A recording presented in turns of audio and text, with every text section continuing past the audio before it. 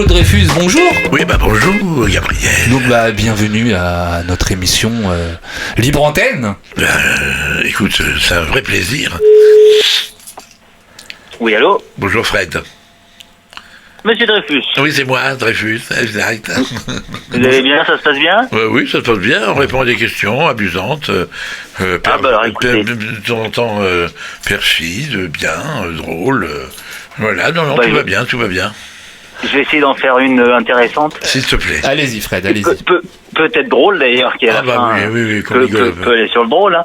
Non, moi je voulais surfer un petit peu sur l'actu du moment. La trahison d'Einstein. Pardon? La trahison d'Einstein.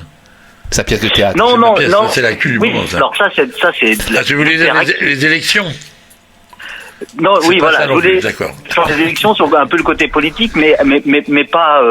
Mais c'est pas à l'homme que je veux poser une question. C'est à la femme. C'est à la femme. Non, t'écoute. C'est à l'acteur. Et quand je vois et comme tout le monde aujourd'hui, l'actualité politique qui est un petit peu comme un grand vaudeville. Ouais. Je pense qu'au niveau théâtral, on est plutôt pas mal. Un mauvais vaudeville. Je me posais la question, je me disais, quel rôle, éventuellement, vous intéresserait de jouer comme homme politique si demain on décidait de faire une pièce dans une pièce un peu dans le style diplomatie ou quelque chose comme ça, vous voyez, où vous seriez un homme politique. Éventuellement avec Francis Huster, qui serait peut-être un autre homme politique. Ouais, je vais vous dire franchement. Vous verriez dans la peau de qui? Aucun de ceux qui sont de part et d'autre de toute manière, et je pense pas que, vous savez, par exemple, on m'a proposé une pièce après les aventures de Strauss-Kahn, on m'a proposé vraiment dans la foulée, on m'a proposé une pièce d'un homme qui avait pas ce nom-là, mais qui était pareil, qui avait eu une aventure avec une femme de chambre dans un hôtel, une pièce qui était pas trop mal écrite, mais l'opportunisme de ça fait que j'ai dit non, je vais pas m'amuser à jouer une pièce. Il y a pas beaucoup d'hommes politiques qu'on a envie d'interpréter, franchement. Et je veux dire, dans ma vie, j'ai au cinéma ou à la télévision interprété parfois, par exemple, dans le film dans Pétain avec Jean Marbeuf, je faisais un ministre qui s'appelait Dumoulin, il me semble, et c'était alors j'avais beaucoup moins de jours que mes camarades qui étaient tous des ministres pétinistes, et j'étais le seul ministre qui se lève de table quand on parlait des juifs et que il y avait un antisémitisme profond qui régnait autour de ça. Alors évidemment, j'ai moins tourné que les autres, hein, parce que je me lève de table d'une façon digne et noble pour partir et claquer la porte. Mais j'aurais pas envie, c'est pas vraiment mes envies de jouer des hommes politiques au cinéma ou au théâtre. Même avec tout ce qui se passe, l'actu qui se passe, parfois même un peu drôle avec la rue du Cirque et compagnie. Comme vous dites, c'est du vaudeville, c'est pas du bon vaudeville, c'est pas du bon boulevard hein, quand même. Hein, oui, mais alors justement, après, c'est là où l'acteur peut transcender le personnage et devenir plus intéressant que le vrai personnage, on est bien d'accord. Je suis pas sûr. Je suis pas sûr que ce soit intéressant pour le public, franchement. Alors vous avez les chansonniers qui font ça très bien. On va leur laisser ce boulot. Franchement, moi, ça me passionne pas trop de partir sur. Vous savez, j'ai joué par exemple l'échange. Vous connaissez l'échange de Claudel où je faisais Thomas Pollock-Nageoire, un banquier riche, donc un homme dans la société riche et donc dans la politique. Vous connaissez cette pièce de Claudel? Non, je la connais pas celle-là. C'est une pièce magnifique, très moderne. On peut la rejouer aujourd'hui. Je jouais ça avec Geneviève Page, mon ami Geneviève Page, et puis Martine Chevalier, et Jean-Claude Durand.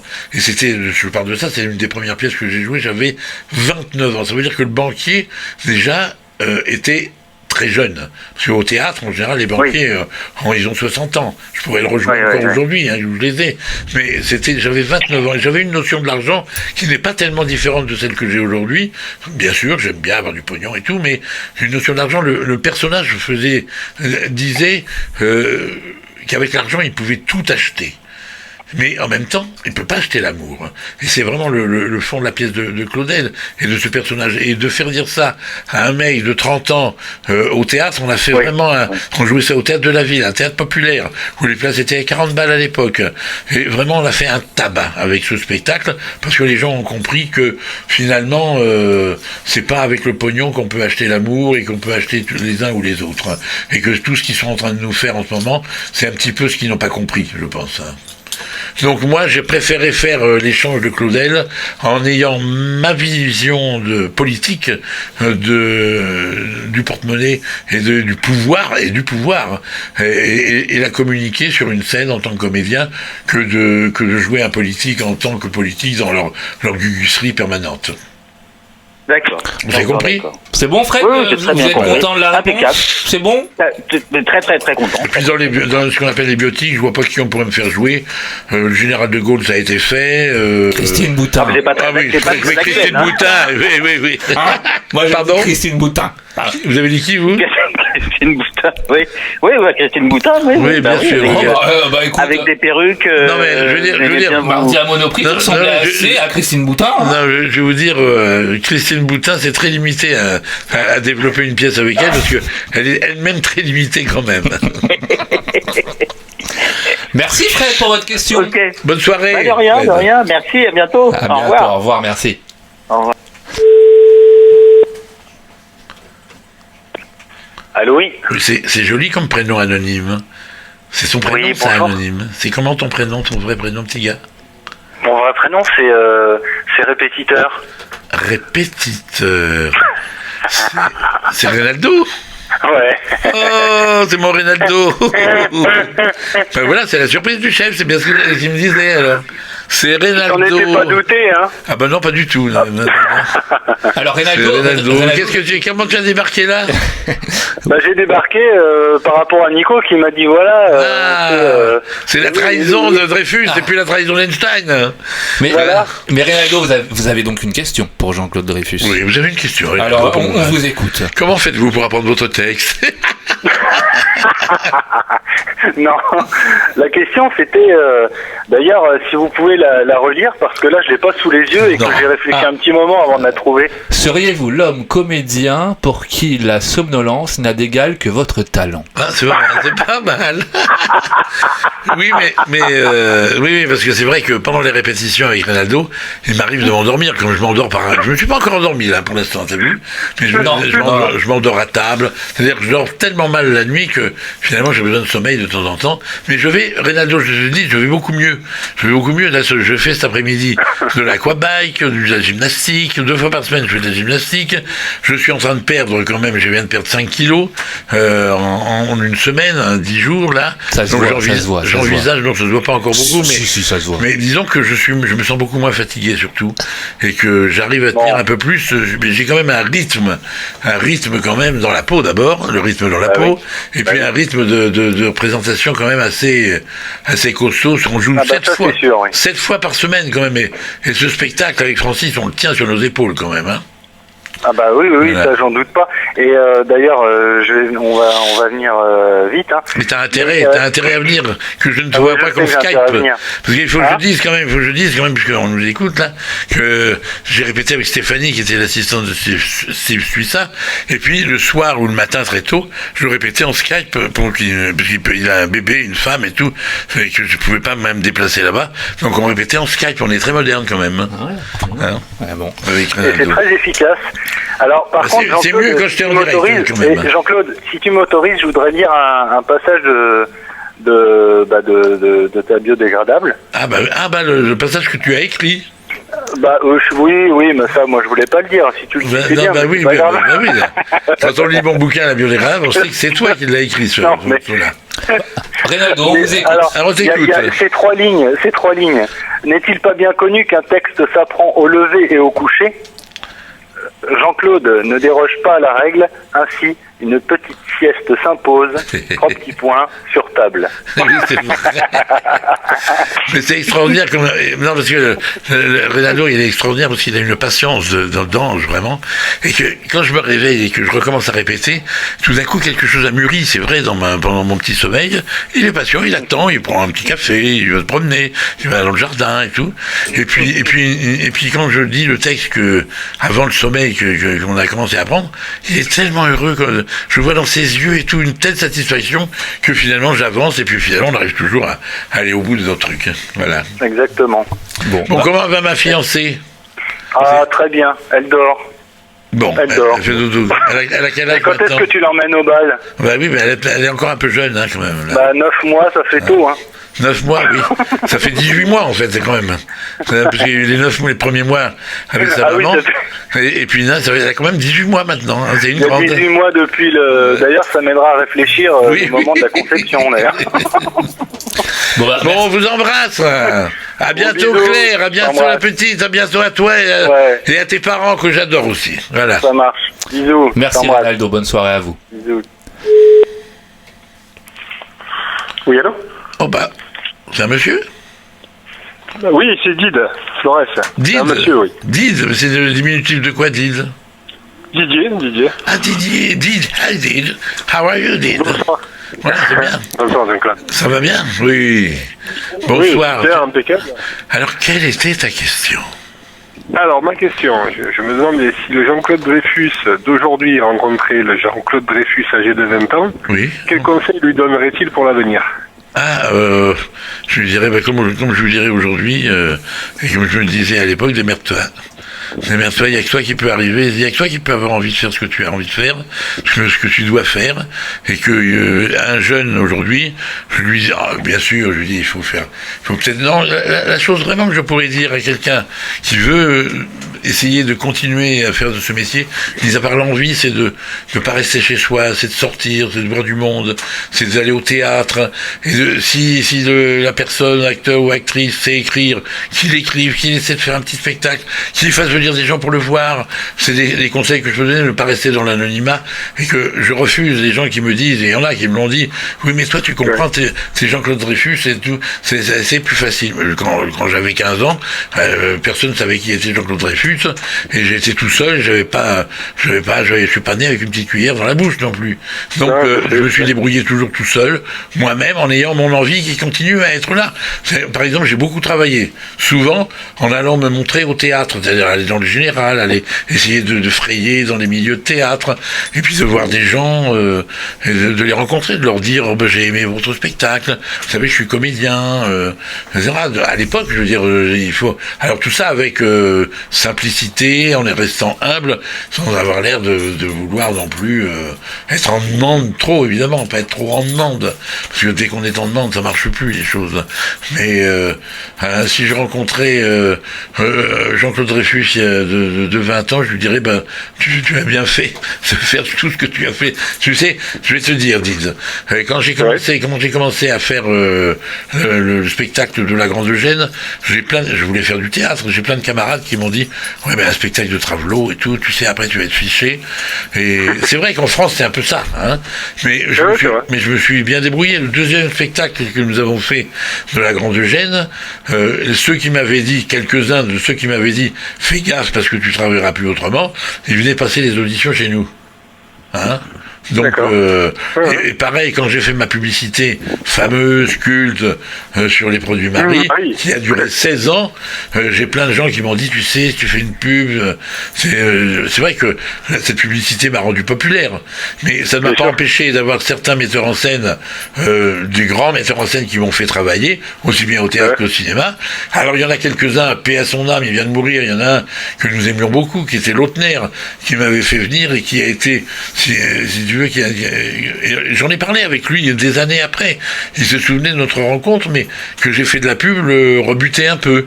Mais c'était des vieux de la vieille. Aujourd'hui, ça n'existe plus. Et aujourd'hui, on voit qu'il y a plein d'acteurs fameux qui font de la publicité aussi.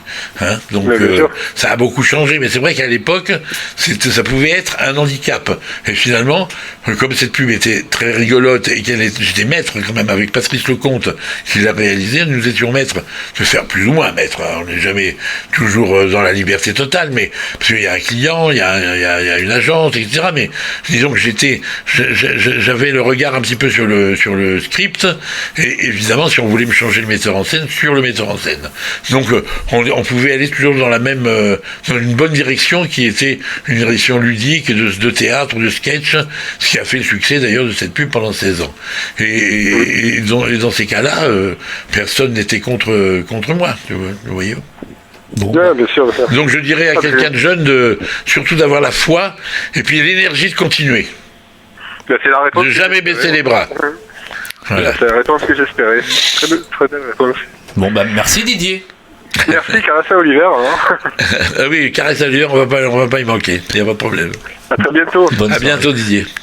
Isa Azam. Je la connais, Isa Azam. Oui. C'est mon Isabelle, je pense. Oui. C'est mon infirmière. C'est mon infirmière, hein, c'est ça. C'est Isa. Oui, voilà, c'est votre infirmière. C'est mon infirmière de Montpellier. Bonjour. Comment ça va, mon Isa? Ah oui, comment tu vas? Eh bien, comment je vais? Très très bien. Mais tu dormais pas encore. Je suis allergique. C'est allergique au printemps? Aucune petite bête, ni grosse bête. Ah bon? Voilà. Oh, écoute. Bon, mais alors tu fais un petit peu de théâtre en ce moment? Eh bien oui, je fais toujours du théâtre d'impro sur le Crès, oui. Ah, voilà. Et là, on va partir à Marseille, faire du théâtre d'impro sur Marseille. D'accord, oui, voilà. Isa, on avait tourné un film ensemble, et je sais plus ce que j'avais mal, je m'étais blessé, ou je sais plus quoi, je me souviens plus. Elle m'avait super bien soigné, elle était trop mignonne avec moi. Puis depuis, elle me suit un peu partout. Elle s'est venue à Avignon pour voir le De Vos, quand je l'ai créé. Exactement. Et puis on passe des petits coups de fil. Elle est venue à la maison aussi, voilà. C'est une amie. Isa est une amie, voilà. Donc Isa c'est gentil, Jean-Claude. Très gentil à toi. Exactement. Isa n'avait pas de questions, c'était juste un message. Un petit coucou, un petit coucou. Mais oui, non, mais j'avais une autre question à poser. Une jolie question à poser. Est-ce que je peux la poser? Allez-y, bien sûr. Mais bien sûr, oui. Alors, cher maître, je vous pose cette question. Des amis sont venus vous voir et ont beaucoup apprécié votre belle prestation dans ce rôle de vagabond. Ouais. Voilà, auprès de Francis. Et ces amis-là, ils sont venus souper à la maison et m'ont dit, franchement, il était étonnant dans ce rôle-là. Voilà. Et je voulais savoir si tu avais d'autres projets comme celui que tu viens de vivre dans cette pièce. Bah attends, déjà. Oui, bien sûr, j'ai d'autres projets. J'ai un projet, par exemple, qui est peut-être la pièce tirée du film La beauté du diable. C'est un joli projet, je pense, mais on fera ça, je sais pas quand, parce que là, je suis avec la trahison d'Einstein, j'y suis jusqu'au mois de juin. Ensuite, je reprends De Vos un peu en tournée, et puis après, on va faire une tournée avec la trahison d'Einstein à droite à gauche. Peut-être, tu auras l'occasion de le voir, peut-être à Montpellier ou à côté, dans le coin. Oui. Et donc, ça sera des projets. J'ai des projets qui vont, aller sur un. Il y a du boulot, quoi, sur la planche. Il y a du boulot. Oui, je suis pas complètement à la retraite. Ouais, cette copine qui est venue te voir, elle a été vraiment subjuguée du rôle que tu avais. Voilà. C'est vrai que j'ai presque, pour te dire la vérité, ça n'a pas été écrit pour moi. Éric Emmanuel Schmitt a écrit sa pièce, mais comme on a fait de très belles lectures avec Francis Huster, il a réécrit un petit peu le rôle de Francis, avec certaines notions, d'ailleurs, un peu plus disons, intimes sur la vie d'Einstein, et puis sur moi, sur la façon dont j'ai lu, il m'a fait un rôle sur mesure. C'est vraiment un rôle sur mesure. C'est exactement ce que... Pareil, elle avait pensé ça, Catherine m'a dit, c'était sur mesure, exactement. À tel point qu'il y a des gens, des fois, après le théâtre, tu vois, que je vois, et qui me demandent si j'improvise pas. Mais tout est écrit par elle n'a pas cru. Elle m'a dit c'est un grand maître. Éric Emmanuel Schmitt a tout écrit, voilà. et je le joue, mais je n'ai pas rajouté de texte du tout. Non, mais c'est énorme. C'est ce qu'elle m'a dit, que tu avais été vraiment dans un rôle... Écoute, moi je monte à Paris mardi, alors peut-être mardi prochain. Alors si tu joues mardi soir? Oui, je joue tous les jours, sauf le lundi. Sauf le lundi. Mais alors le problème, c'est il faut essayer de trouver de la place, parce que le jour où il y a un petit peu plus de place, c'est le mercredi. Je ne sais pas pourquoi, mais peut-être mardi, il y aura de la place, j'en sais rien, mais à cette heure-ci, je peux pas te le dire. Et sinon, si tu restes jusqu'à samedi à 15h, il y a aussi un petit peu de place encore. D'accord. Et puis après, au hasard... en Nouvelle-Zélande pour 3 semaines. Ah, tu es là pour 3 semaines? Alors, tu auras l'occasion de venir me voir, il n'y a pas de problème, alors. Voilà. Merci beaucoup, Isa. Donc, cher maître, je vous embrasse très fort. Oui, moi aussi, Isa, à bientôt, gros bisous. Gros bisous, merci. Et à bientôt à Beaulieu. Au Oui, revoir. à très vite, bisous. Bisous à tout le monde. Bisous, au revoir. merci, Isa. Allez, on continue, on en a 2-3 encore, et puis après on pourra aller manger. Ah oui, on va s'arrêter après. Enfin, boire de l'eau pour Jean-Claude, puisque... Oui, Puisque Jean-Claude ne boit plus que de l'eau maintenant. Pour l'instant, mais... Françoise. Ah, c'est Françoise. Laquelle? Françoise. Attends, je m'allonge un peu. Allonge-toi. Allô? Oui, Françoise. Alors, salut. C'est Jean-Claude, ça va? Quel souvenir ce fantastique dîner. Quel dîner? Rappelle-moi. C'était il y a déjà plusieurs années. Il y avait un jeune homme sourd-muet qui vivait là. Ah oui, absolument, Jean-Jacques. Voilà. Ouais. Et il y avait une dame dont j'ai oublié le nom, bon. Monique, peut-être, non? Comment? Monique? Oui, peut-être. C'était un dîner où? Chez moi? Oui, on était allés, il y avait Mireille Réléa. Ah, Paul et Mireille, c'est vieux, oui, c'est bien ancien. Voilà, et puis elle avait fait une salade de pommes de terre avec de l'huile d'arachide. Je me souviens pas de tout, mais... Et puis on avait rigolé, c'était un repas fantastique. Ah oui. Et tu étais plutôt une amie de Paul et Mireille, alors, j'imagine, non? De Mireille. Oui, de Mireille, plutôt, oui. Voilà. Et puis Mireille, après un séjour à l'étranger, je ne l'ai jamais retrouvée. Ah, bon, ils ont beaucoup déménagé, et puis là, ils sont dans le 12e maintenant. Ils habitent dans le 12e? Ouais, si tu veux les revoir un jour, tu m'écris sur mon site, et je te mettrai en contact avec eux. Ah, d'accord. Alors bon, je voulais savoir, à part tout ce que vous faites, vous écrivez aussi? Non, j'ai écrit un bouquin qui s'appelle Ma biodégradable, parce que j'avais envie d'écrire un petit peu des choses sur mon parcours pour que les gens le connaissent un petit peu, et donc c'est sorti au Cherche Midi. Si tu es dans quel coin, là? Tu es dans quelle ville? Montmartre. Ah à Paris, c'est sorti au Cherche Midi. Donc, il y a des bonnes librairies, je pense qu'ils l'ont encore, dans certains endroits où ils peuvent le commander. Mais sinon, sinon j'écris pas vraiment.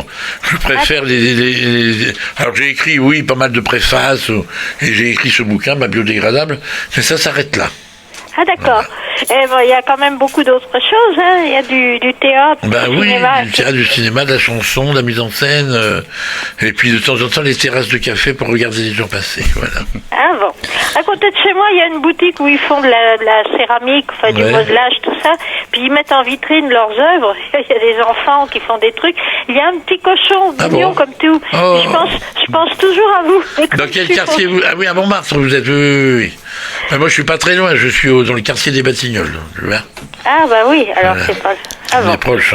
Mais si c'est l'occasion de venir voir la trahison d'Einstein, on est là jusque en tout cas fin mai, peut-être mi-juin, si ça continue à bien marcher.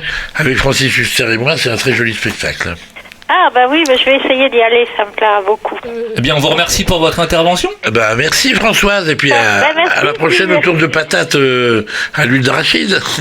D'accord, allez, un gros bisou. À bientôt. Gros bisous. Gros bisous. Au revoir. Au revoir, merci.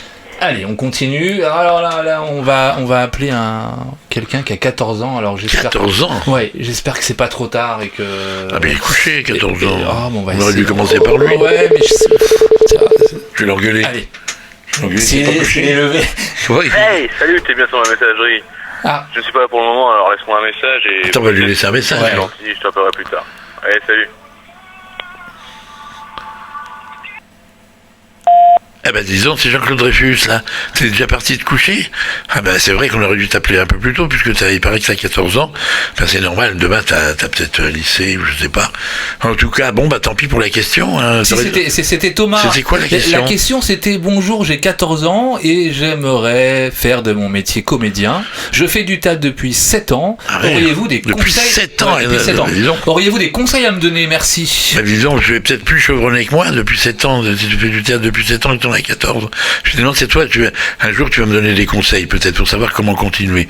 Hein, mais la seule chose à faire, c'est continuer. Quand tu as 14 ans, et tu fais ça depuis déjà quelques années, c'est-à-dire les années de jeunesse, quand tu étais gamin, c'est après de pouvoir faire le passage de l'adolescence, et puis après à l'adulte, et puis de continuer avec des rôles. Je sais pas si tu as joué, pas joué, j'en sais rien, puisque tu n'es pas là directement. Mais en tout cas, si tu as la foi, la passion et l'amour du spectacle et du théâtre, tu t'en sortiras. Voilà, on te salue, on t'embrasse, et une autre fois. Merci beaucoup, Thomas. Voilà. Allez, on va. Je crois qu'on en a encore un. Ouais, on en a encore un. J'espère qu'il va décrocher, mais on avait essayé de l'appeler tout à l'heure. Anonyme. Ouais, c'était l'anonyme là. Tu mettras pas les bâillements que je fais dans je mets tout. Je mets tout. Il y aura pas de. Allez, on y va. On est parti. On appelle. Je sais pas, mais peut-être que cette personne dort en fait. Mais oui, il est tard, il doit être tard. On ne se rend pas bien compte. Oui, mais on est enfermé. Le temps passe vite. Là.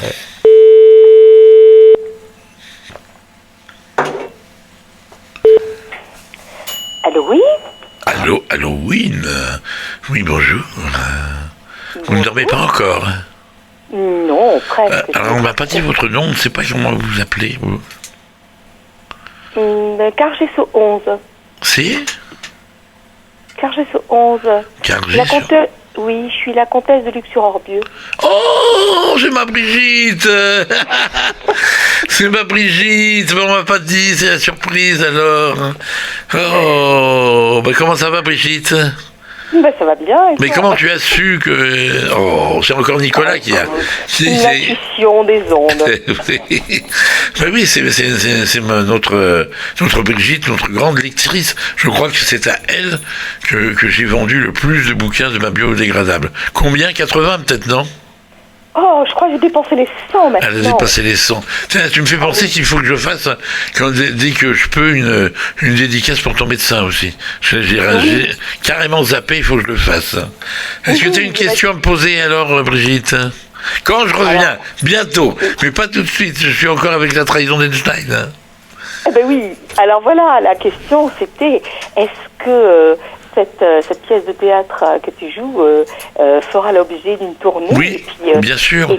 J'espère qu'on viendra à Narbonne ou dans le coin en tout cas.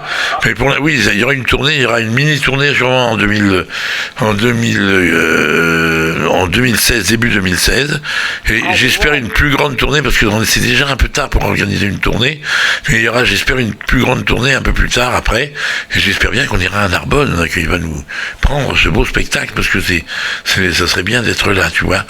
Et oui, en principe, il y aura une tournée prévue, mais elle n'est pas encore organisée, donc je peux pas te dire les dates ni quoi que ce soit, ni quand. Voilà, vous allez bien tous les deux? Philippe va bien? Oui, Philippe va bien, je te remercie beaucoup. Bon, mon magicien va bien aussi? Tout à fait. Bon. Et on est tout à fait pressés de vous voir, et puis voilà. Alors tu sais, je suis toujours au régime et j'ai déjà perdu 5 kilos. Et ben voilà. Donc malheureusement, le foie gras, il est très bon ton foie gras, mais je pourrais pas. Bon, je bois de l'eau, je suis des choses simples, sobres et tout. Je peux toujours préparer le gazpacho à la courgette. Ah oui, ça oui, ça c'est parfait. Courgette, l'autre à la tomate, ce que tu veux. Alors là, c'est dans mes cordes là, absolument. Merci Brigitte. Brigitte, merci beaucoup. Et je suis ravi de t'avoir entendu tout d'un coup. Et à très bientôt. Gros bisous et à très vite. Bisous. Au revoir. Au revoir, merci. Et nous allons avoir la dernière personne dedans. Ça y est, on arrive à la dernière personne. Bon, il y a plein de personnes qui n'ont pas décroché leur téléphone, ou peut-être que peut-être qu'ils dormaient déjà, qu'est-ce que tu veux. Allez, la dernière personne, et c'est Ernest. Ernest.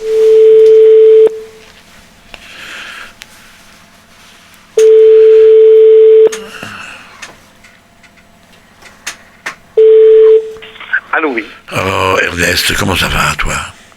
Ça va. Il est pas trop tard, là, dis-moi, parce que là on n'a pas pu t'appeler avant, tu vois. Non. Est-ce qu'il est possible que l'assassin d'Henri IV ait des pattes palmées? C'est la question.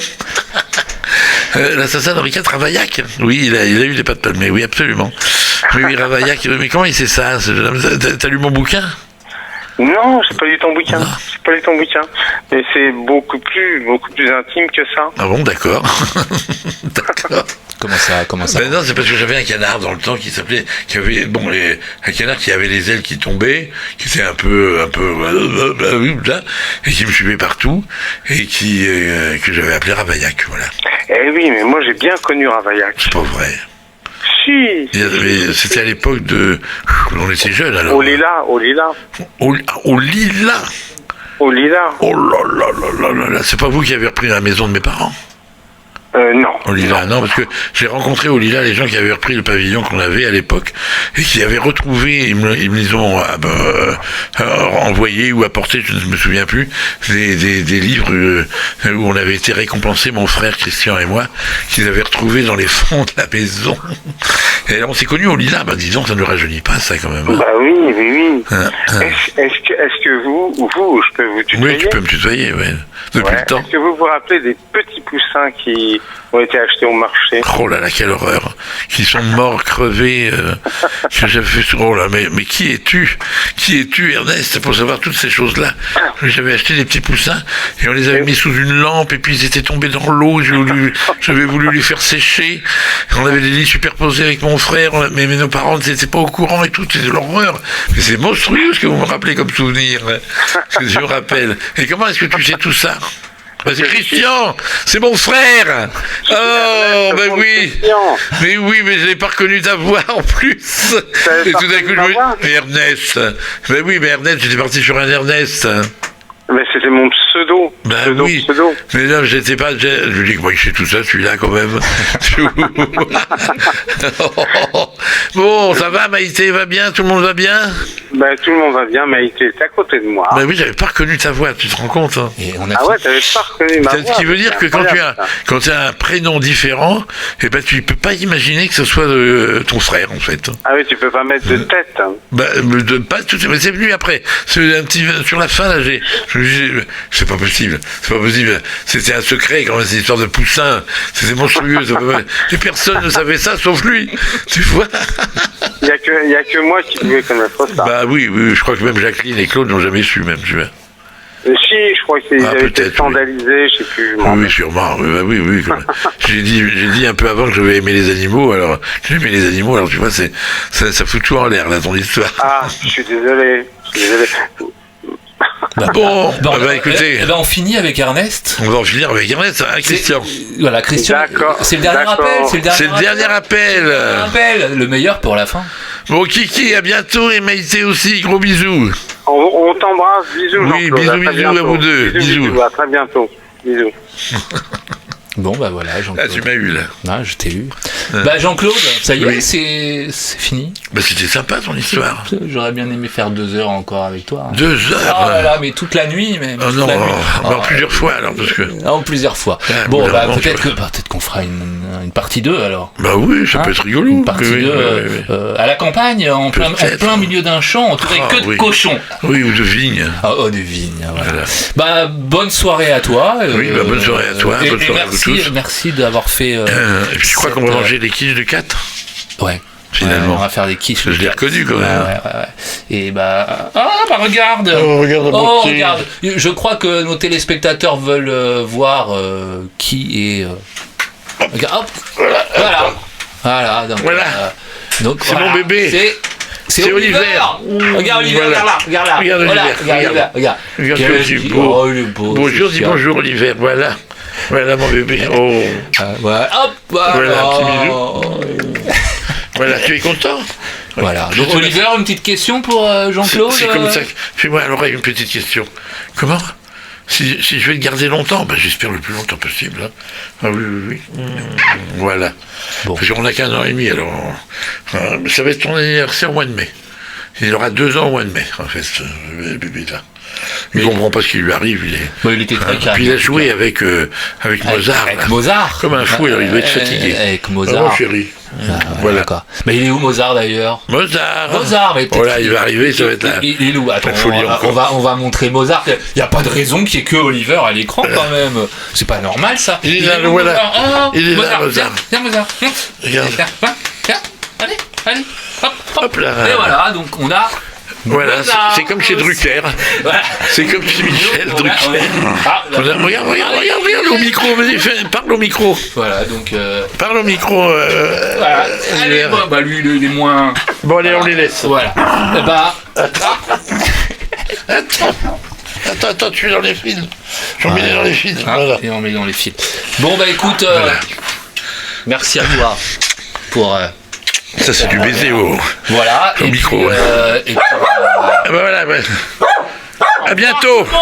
Salut. Ciao. Commence à faire chaud là.